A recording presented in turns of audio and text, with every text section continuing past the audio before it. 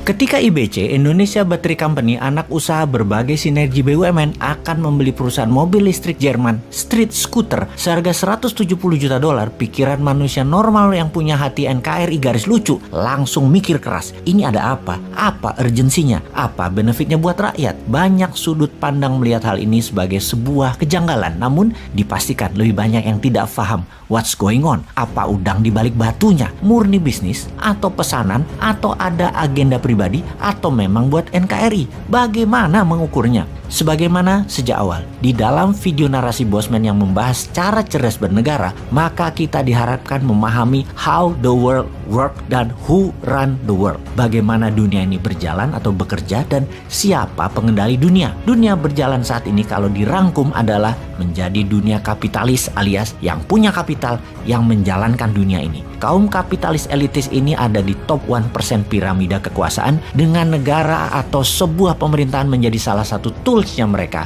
Selain mendominasi produk dan mereka mendominasi sistem ekonomi. Kita lebih dalam lagi pembahasannya sekarang. Di dalam wilayah Indonesia, kita harus memahami how Indonesia work atau cara bekerjanya pemerintahan di Indonesia dan who run Indonesia. Siapa yang menjalankan atau mengendalikan Indonesia. Cara bekerja pemerintahnya. Untuk rakyatkah? Untuk golongan atau kelompokkah? Untuk partai atau politikuskah? Untuk UKM-kah? Untuk menjadi negara superpower-kah? Untuk selalu pegang kendali pemerintahan dan jabatankah? Untuk kepentingan asingkah? Apapun itu, kita harus simpulkan. Lalu, siapa yang menjalankannya? Yang paling mempengaruhi kebijakan itu siapa? Yang menentukan arah pemerintahan dan jalannya negara itu siapa? Yang mengarsiteki bangunan bernegara itu siapa? Sistem negara atau individu atau kelompokkah yang menjalankannya? Pakai strategi meritokrasi di mana yang menjabat adalah hanya orang berprestasi, atau pakai nepotisme atau kolusi kelompok serta kepentingan keluarga yang menjalankan pemerintahannya saat ini. Kita renungkan kembali dua pertanyaan di awal. Siapa yang menjalankan Indonesia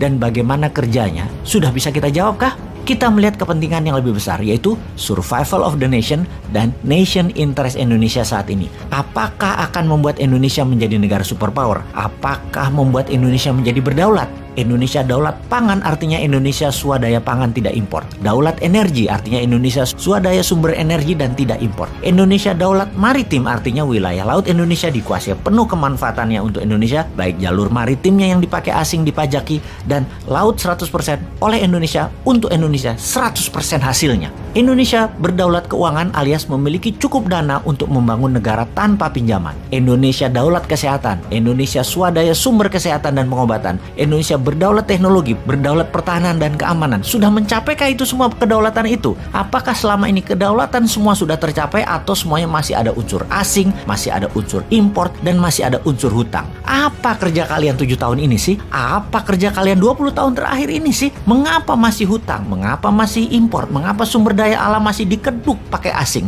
Lalu kalian minta 20 tahun ke depan masih calon-calon yang ada adalah yang dari kelompok kalian. Semua kandidat rasanya belum mewakili Indonesia berdaulat. Indonesia menang, Indonesia superpower, Indonesia global player. Belum. Aduh, maaf melenceng sedikit ke politik. Oke, kita kembali ke topik. BUMN mengapa menjadi oligarki sih? Ini yang huran Indonesia arahnya kok ke arah kepentingan kelompok, dan how Indonesia work makin jelas arahnya bukan untuk rakyat. Duh, kok yang di pucuk tertinggi nggak ngeh juga sih? Arah kapal melenceng jauh dari tujuan keadilan sosial untuk rakyat. Hilang nih sila kelima dari Pancasila jadinya.